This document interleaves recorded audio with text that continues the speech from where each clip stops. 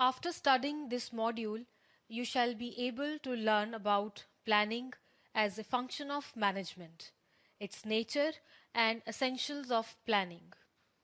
Identify steps in planning and understanding various types of planning such as corporate, functional, strategic, etc. Identify variety of plans in the organization such as standing and single use plans. Learn about the concept of management by objectives MBO and appreciate that there are many ways of creating a policy and learn about different types of policies in the organization and how important the planning is. Planning is the determination of the future course of action to achieve the desired result.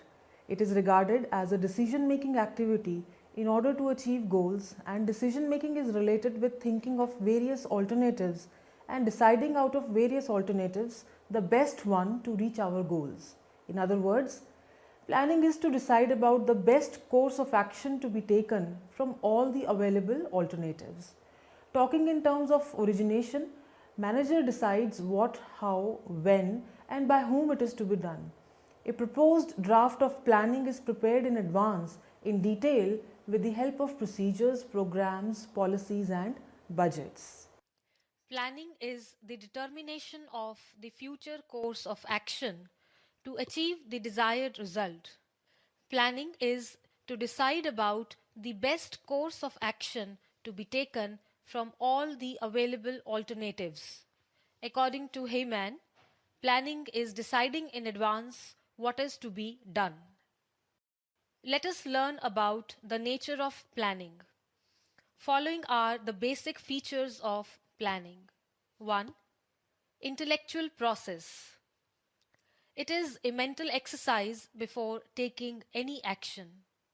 A manager must have a capability of extracting ideas and also anticipating in advance the impact of the many possible outcomes on the future task. Second, continuous process. Planning is a never ending activity. A manager at workplace thinks for a particular plan for a certain goal, and when it is accomplished, the planning starts for another objective, and so on. Third, goal oriented. It means that there is a planning only if there are goals. To achieve goals, policy, plans, rules, procedures, etc. are laid out that involves planning. A planning would be an empty mental exercise without having any objective. Fourth, a primary function. Planning is required in every phase. Unless we plan, we cannot decide, and unless we decide, we cannot achieve targets. It is not possible to compare the targets achieved if there is no plan initially. Fifth, pervasive. Planning is all pervasive. It is required at all the levels of management, a pervasive activity covering the entire enterprise. A manager cannot be a good manager if he cannot plan.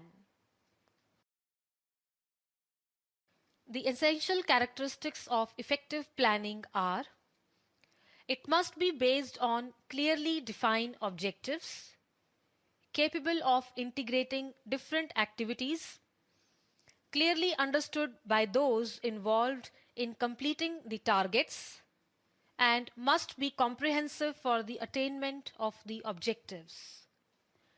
Plan is conducted at different levels, so it is necessary that different types of plans must fit together. Their purpose, their timings should be arranged so that necessary coordination results.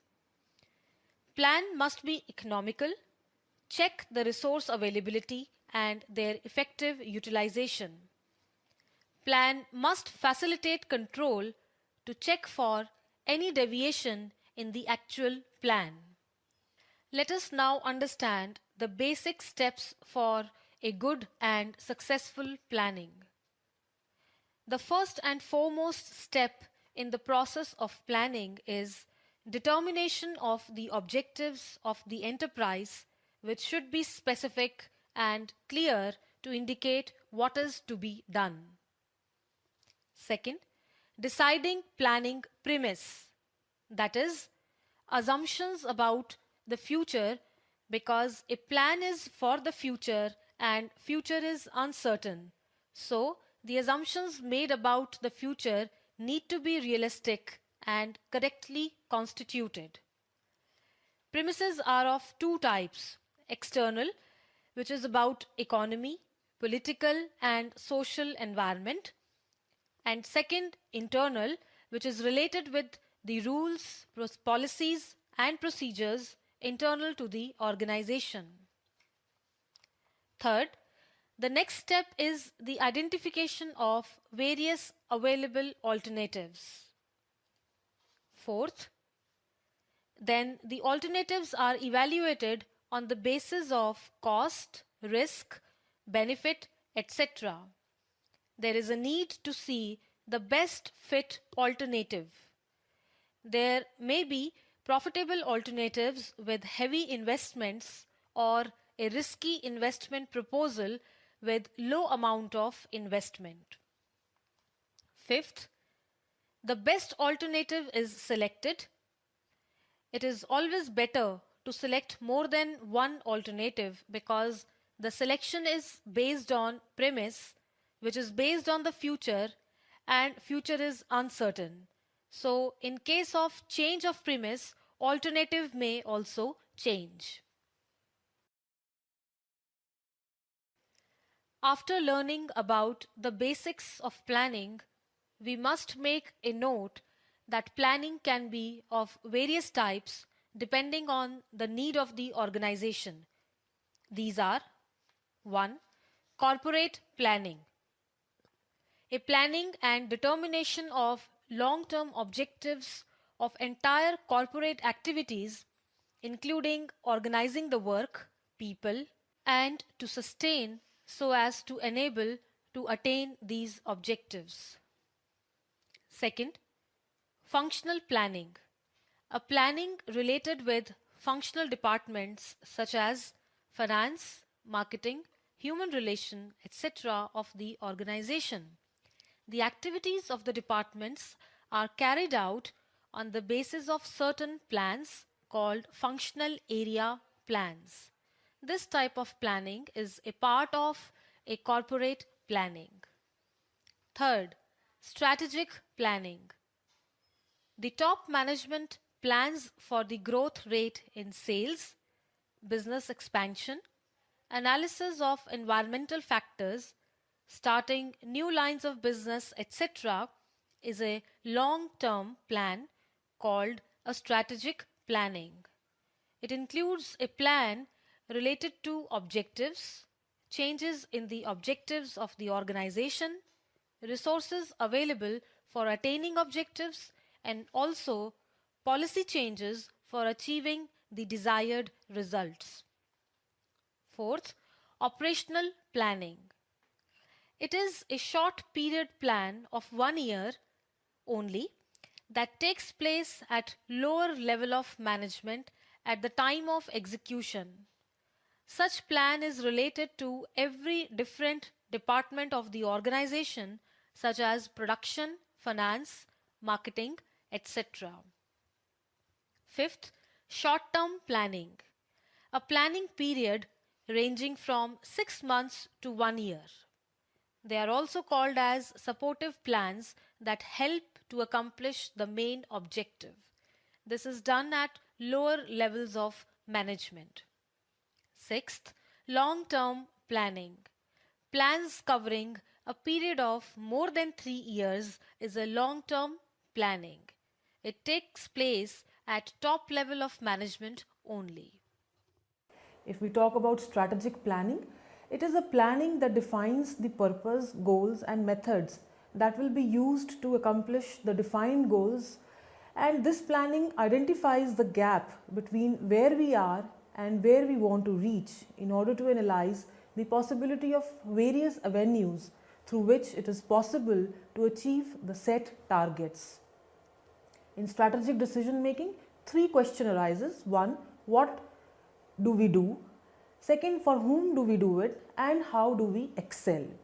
The basic components of this planning includes a clear entity's vision, mission, values and strategies. For example, the top management plans for the growth rate in sales, business expansion, analysis of environmental factors, starting new lines of business, etc., is a long-term plan, also called as a strategic plan. It includes a plan related to objectives, changes in the objectives of the organization, resources available for attaining those objectives, and also policies changes for achieving the desired results.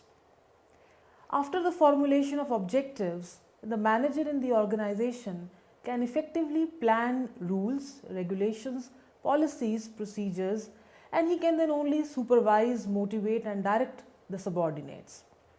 It is only on the basis of the objectives defined, managers can control and check whether or not the desired objectives have been attained or not. Effective management is always a management by objectives, MBO. In this method, goals and activities are clearly and simply stated, which the managers and subordinates have to achieve, and these objectives would be used as a criteria for evaluating the performance of the subordinates. As results are to be evaluated in relation to the objectives, MBO is also called as management by results. The various advantages that MBO provides are unified planning, increased motivation, a basis for control, decentralization. It defines the performance of standards, improved performance due to the sense of involvement. In order to have MBO in the organization, the following steps are to be followed.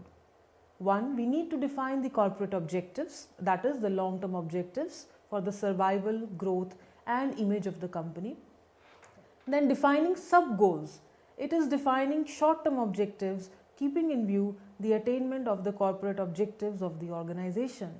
These sub-goals are the goals of the different departments or functional areas to decide as to what they are expected to contribute in the organization. Then we need to know about the individual targets. The managers at different levels must have defined goals, and it must match the qualification of the manager so as to get the desired result. Then we need to know about the periodical performance review. It is important to review the progress of the employees periodically, and feedback should also be given to the person concerned so as to motivate him to accomplish the corporate objective. Let's now highlight the fact that there are variety of plans. These are 1.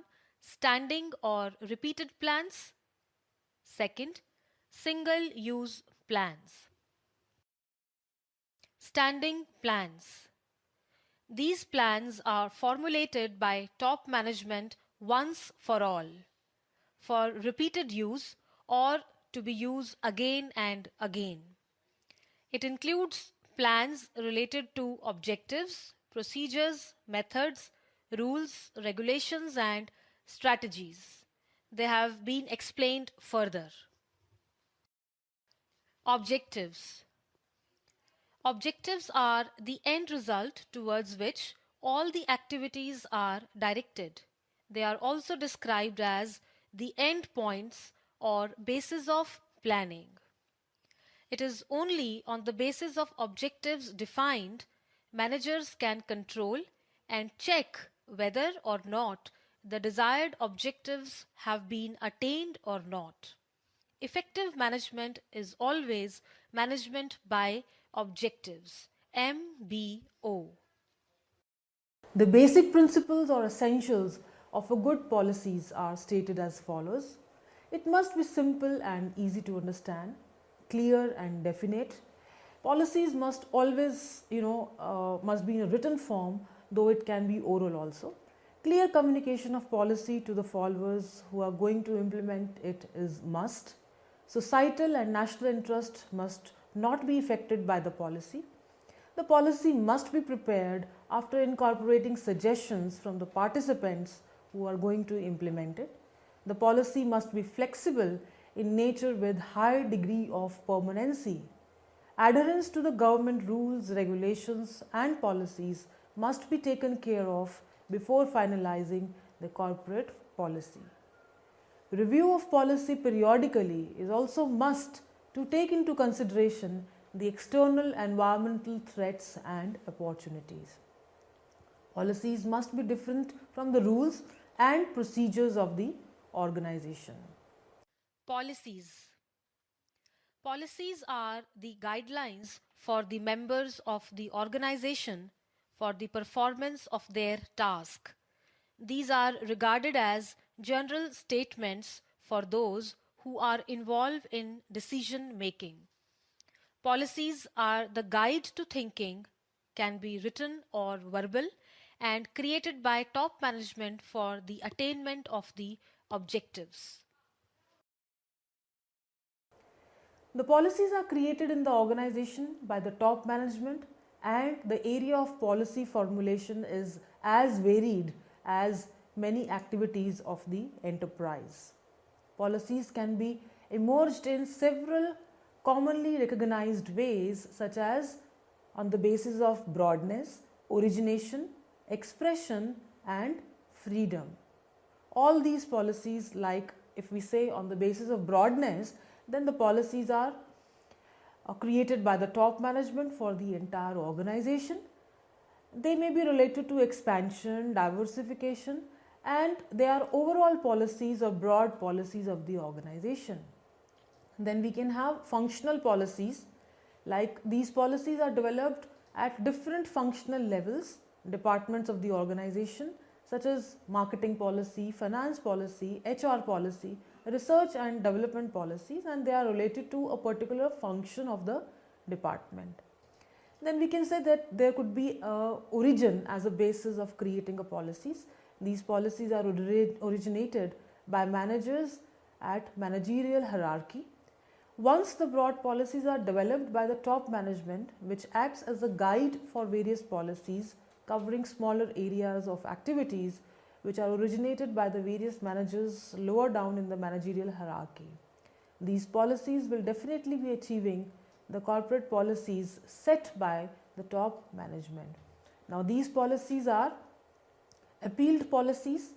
They are created on the basis of the appeal made by the subordinates in the organization. In exceptional case, such as where subordinates cannot or they are not in a position to take a decision, an appeal to his superior for the decision to solve the current problem. The decision which is taken by the superior then sets a policy and is known as an appealed policy. Then we have imposed policy. When pressure is exerted or imposed from the forces such as government rules, business houses, trade unions, labor laws, then such policies are created. Force here cannot be avoided, and hence there is a need to formulate the policy which is called as imposed policy. If we say on the basis of expression, then the policies could be written, oral or implied policies. These are recorded as, if we say written policies, then these policies are recorded in writing to be essentially and explicitly stated to the employees of the organization. Policies should be clearly expressed and preferably in writing. Then oral policies are policies not in writing and they are spoken out to the users, and they are called as verbal or oral policies. Implied policies. These policies are neither in writing nor stated verbally. They may change from situation to situation and may be only watching the behavior of the subordinates. Managers of the organizations, they can decide that the presence of imposed policies may be ascertained. On the basis of freedom, the policies on this basis includes general policies. These policies are common policies for all and provide more freedom to the subordinates, such as goals can be sold on credit as sales policy. Then we can have specific policies. They are created for certain purposes and restrictive in nature and do not provide any freedom from the subordinates. Procedures. Procedure is a sequence of steps to attain the objectives. They are specific, unlike policies, which are broad guidelines. Procedures are guide to action, not a guide to thinking. Procedures are the chronological sequence in different areas to implement policies. Policies are directed towards objectives broadly, whereas procedures are set in different areas in the form of steps to attain the goals. Rules. Rules are specific type of standing plans.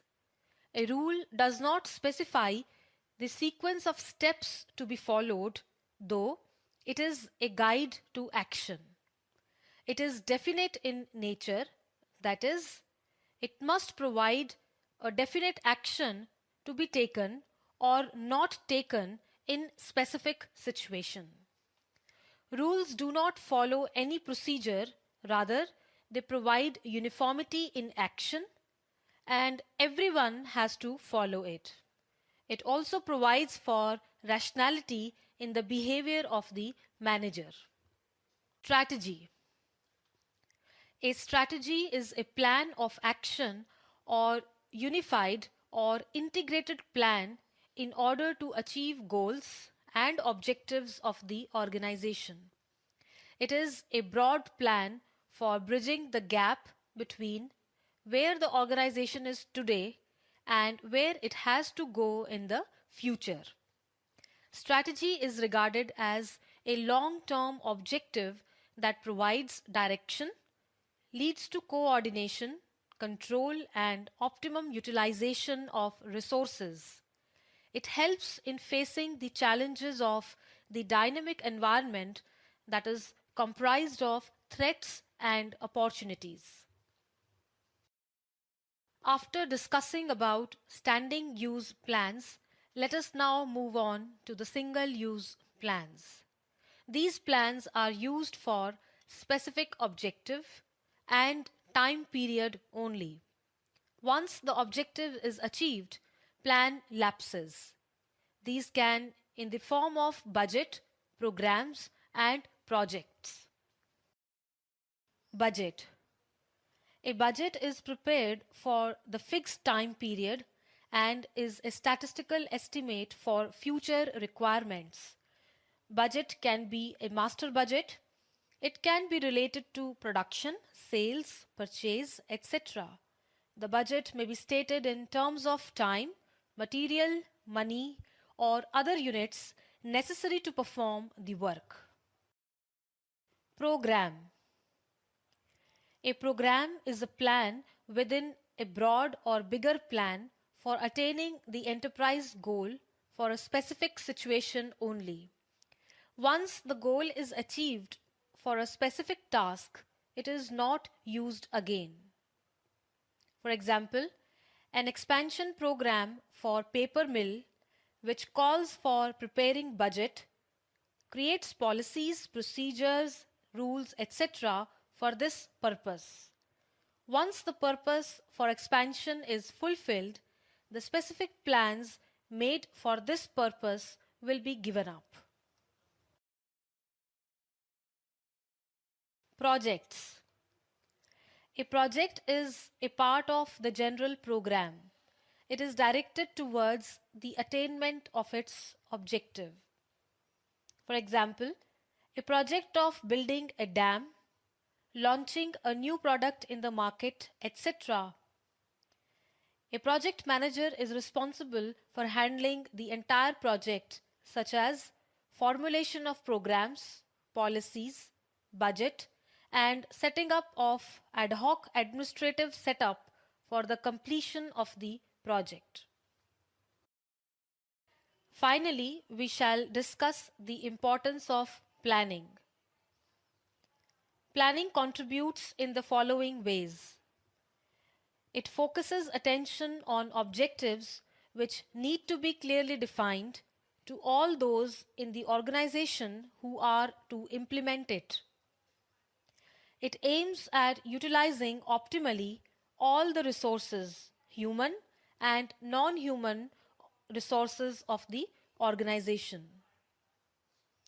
Future uncertainties are reduced to great extent, though cannot be fully eliminated due to external environment impositions. Thus, planning helps in minimizing the risk of uncertainty to great extent. Efficiency at workplace also increases when everything moves in a planned way that accomplishes the organization goals within the available resources.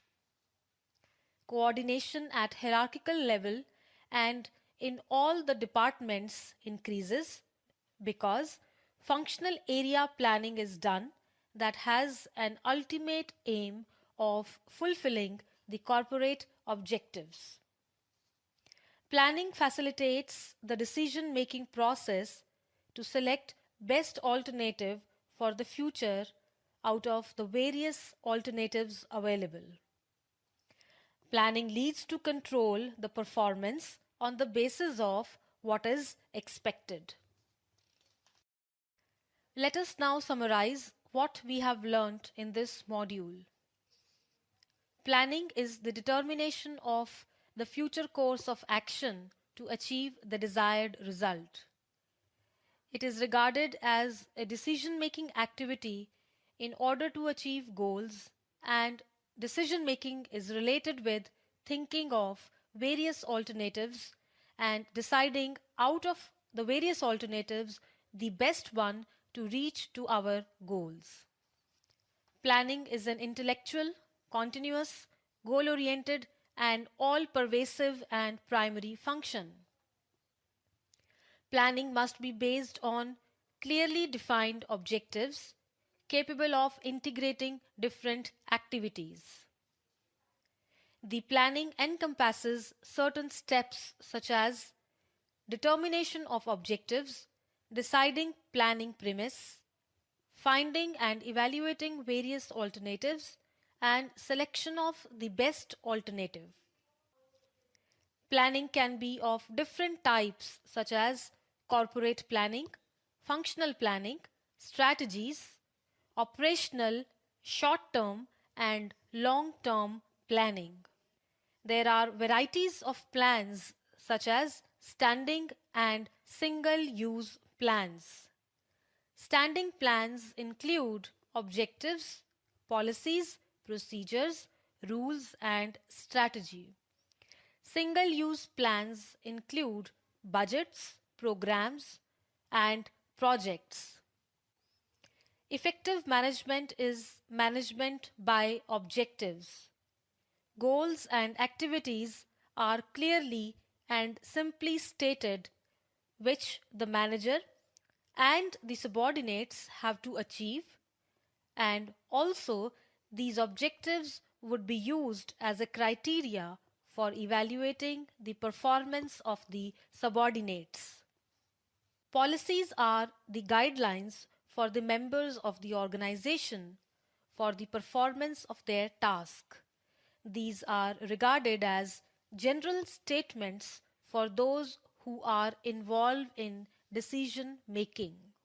Policies on the basis of broadness include organizational policies and functional policies.